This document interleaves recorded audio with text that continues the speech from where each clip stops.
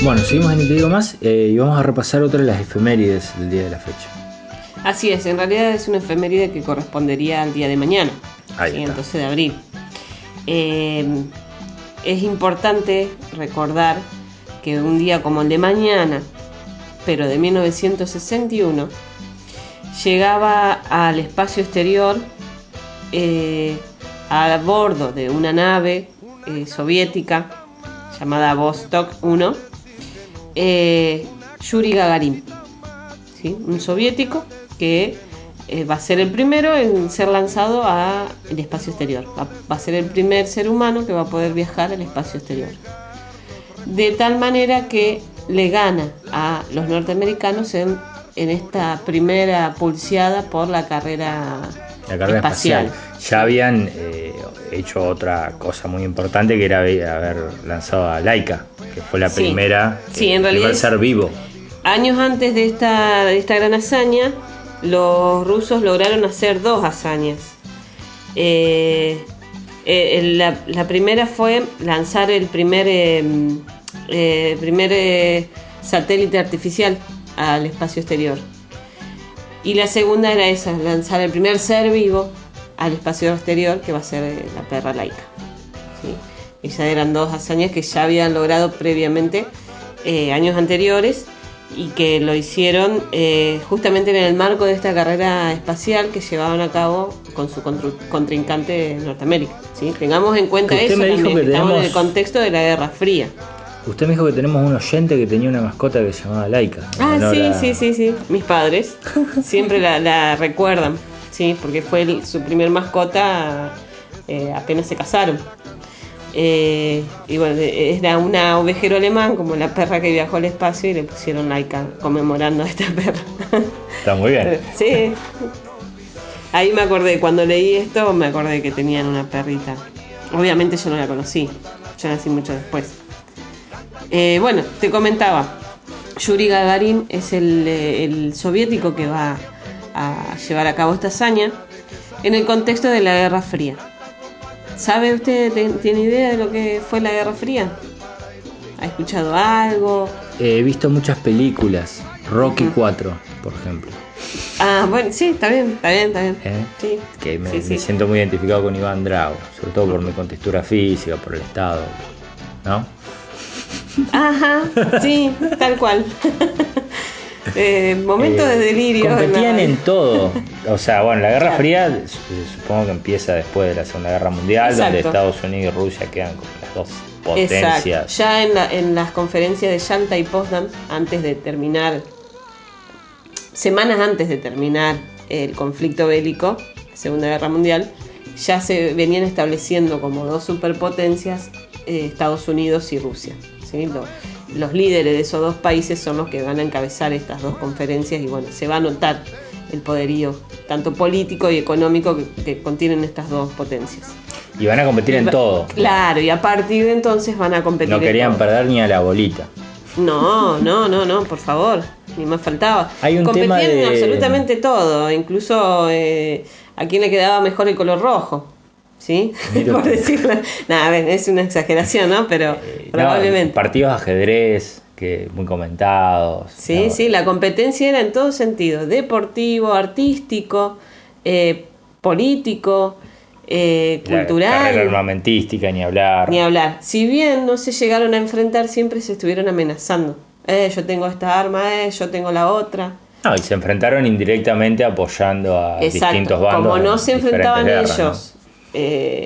Digamos, Estados Unidos y Rusia, en todo el periodo que duró la Guerra Fría, no se enfrentaron abiertamente en un conflicto armado.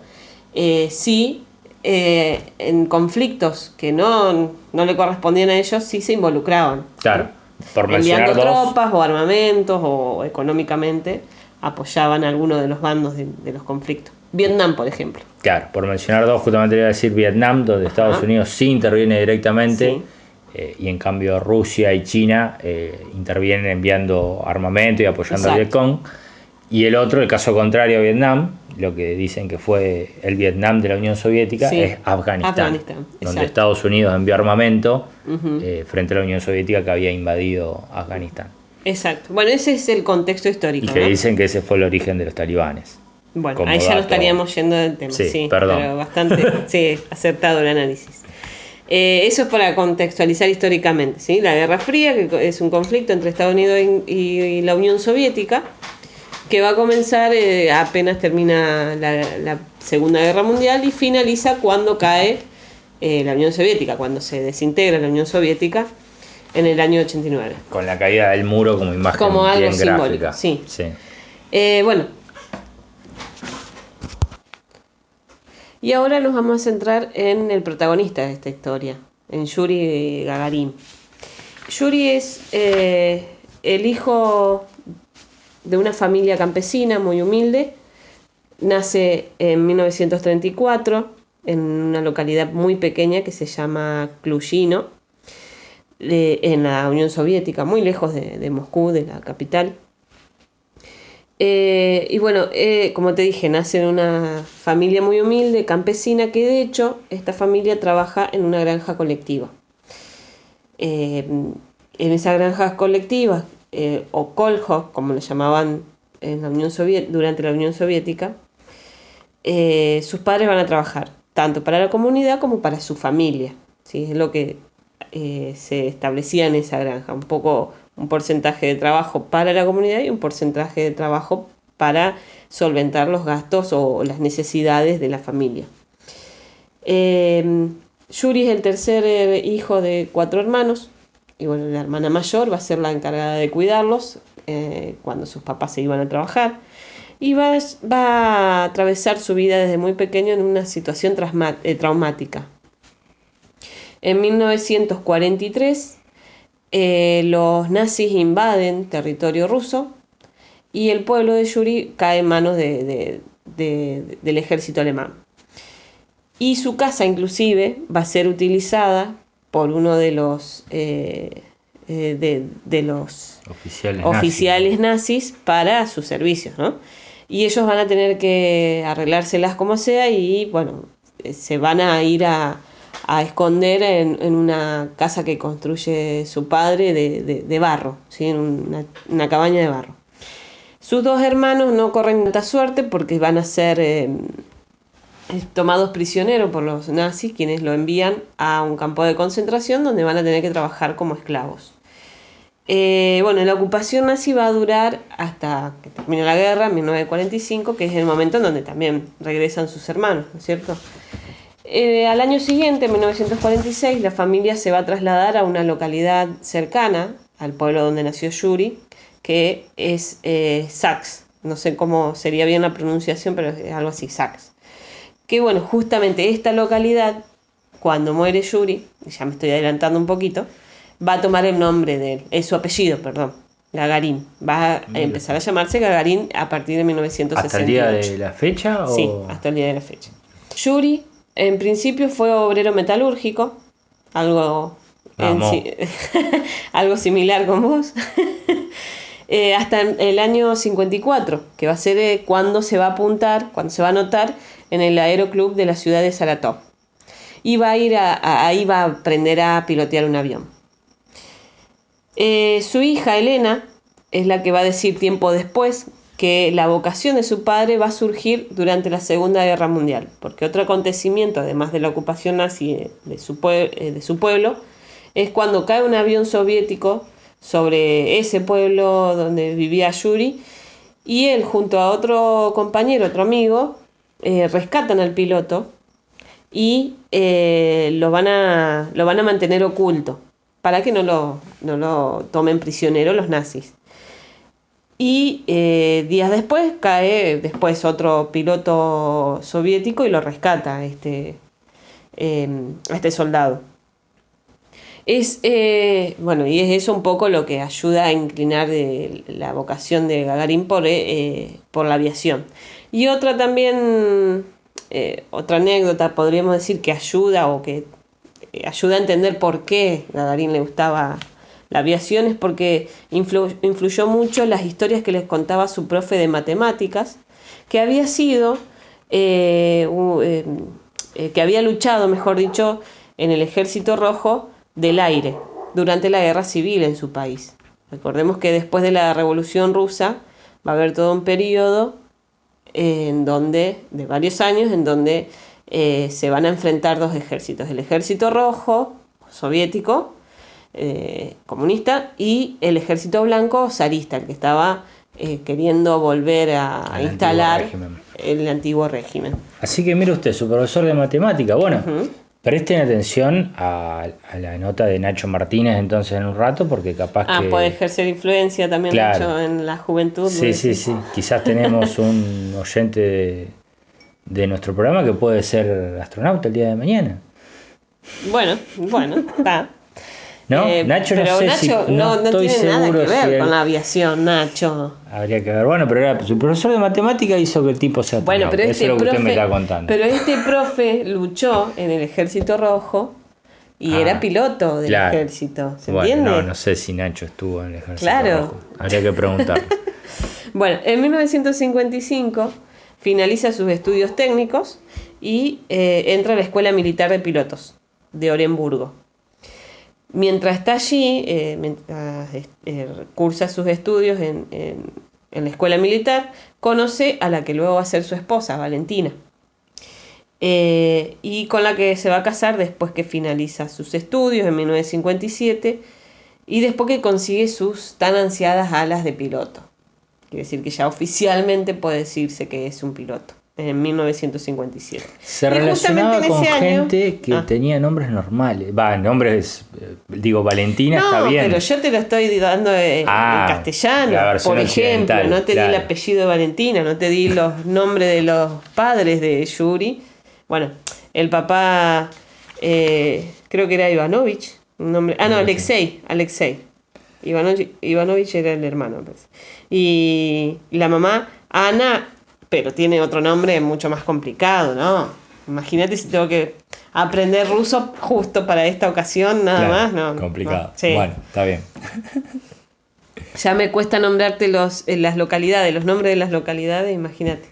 Bueno, te decía que en el 57, además de que Yuri consigue sus tan ansiadas alas de piloto, es el mismo año en donde el gobierno soviético va a lograr dos grandes hitos en la exploración espacial, que eran los que hablábamos hoy. Ajá. ¿Verdad? El primer satélite artificial lo va a poner en órbita la Unión Soviética. Le va a sacar ventaja a Estados Unidos. Recordemos la carrera espacial. El satélite se va a llamar Sputnik 1. Eso sucede el 4 de octubre del 57. El 3 de noviembre del mismo año, o sea, un mes después nada más, pone en órbita el Sputnik 2, que es el que lleva a Laika al espacio, ¿sí? Que es el primer ser vivo en el espacio. En el 59, Yuri se va a presentar como un candidato al arriesgado programa espacial que había convocado el gobierno soviético. En el 60, un año después, se produce todo el proceso de selección y entrenamiento de los candidatos. En total se presentaron 3.500 voluntarios, todos pilotos, obviamente, tenían que saber pilotear algo. De esos 3.500 quedan 20, que son solamente seleccionadas 20 personas, y esos son los que reciben la primera formación inicial. Y finalmente se van a escoger solo a 6.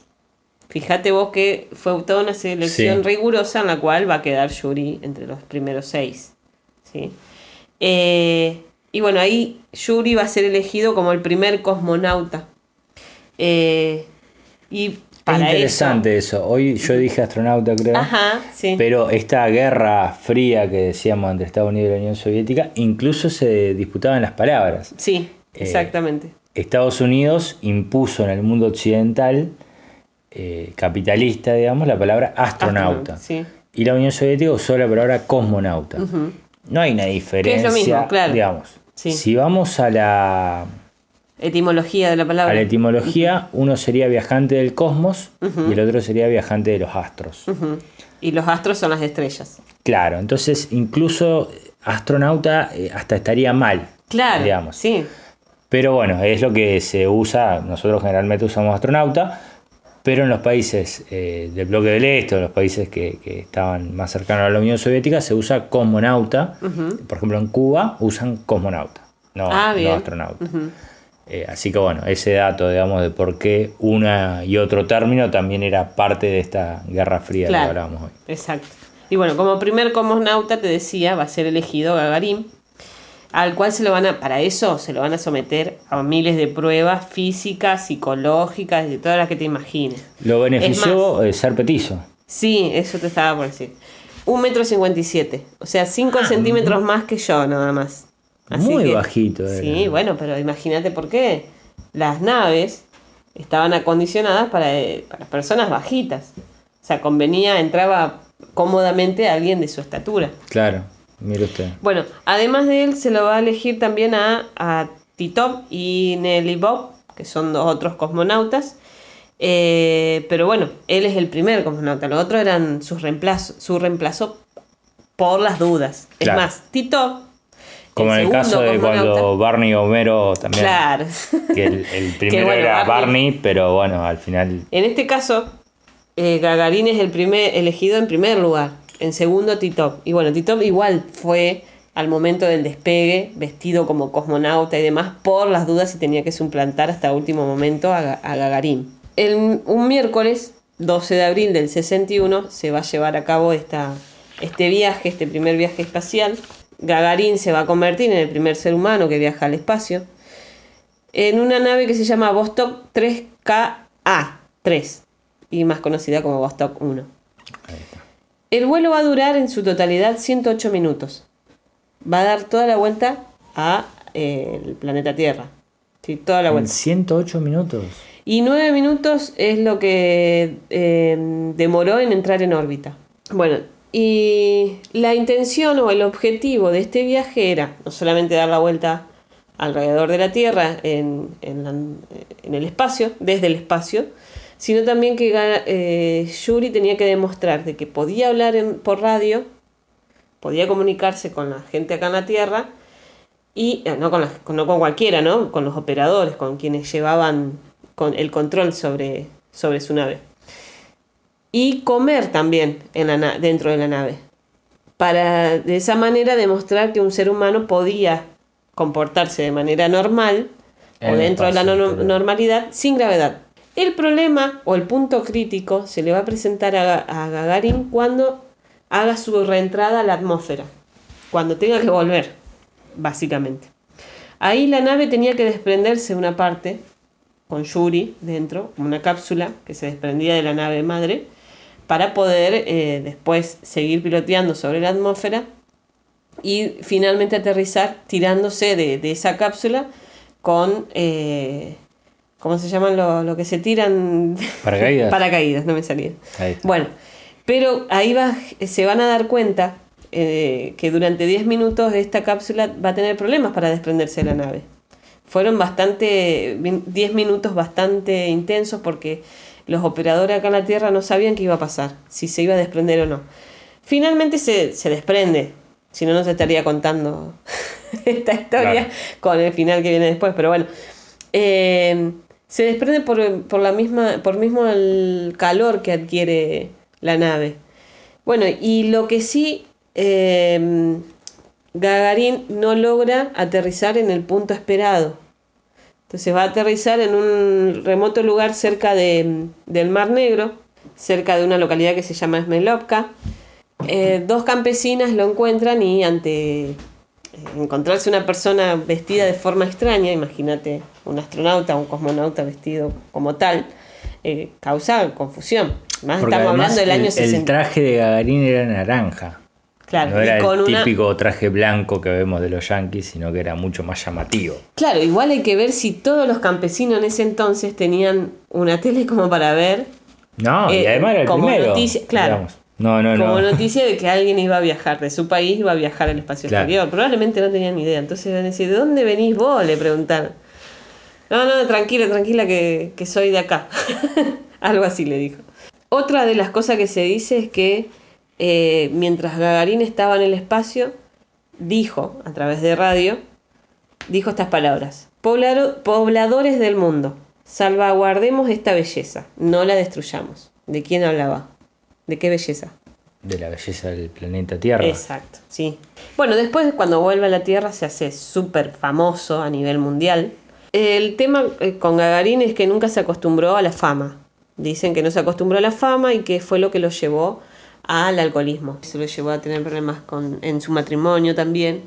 Tal vez así que es muy comentado el caso de que en 1961, en un sanatorio en Crimea, él se va a herir gravemente, pero porque su mujer ve que él está coqueteándole a una enfermera. Entonces el conflicto con su esposa se tira de la ventana y bueno, obtiene una grave herida en el cráneo.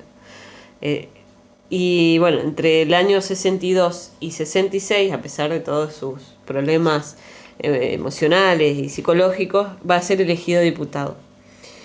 Y también fue nombrado vicejefe del Centro de Entrenamiento de Cosmonautas, ¿sí? Un cargo importante para formar más cosmonautas, que a partir del año 68, cuando él fallece, lleva su nombre actual él va a fallecer a los 34 años de edad, por eso hoy decíamos que él muere muy joven, en un accidente aéreo que por mucho tiempo estuvo sin resolverse por qué el accidente, las causas del accidente. Y de hecho se han hecho muchas conjeturas, muchos investigaron cuáles fueron las causas y finalmente hace un par de años atrás nada más se estableció de manera oficial de que el accidente se produjo porque mientras él piloteaba su avión, pasa otro avión muy cerca que lo desestabiliza y eso genera el accidente. Bueno, él también es considerado héroe para Rusia y también fue condecorado.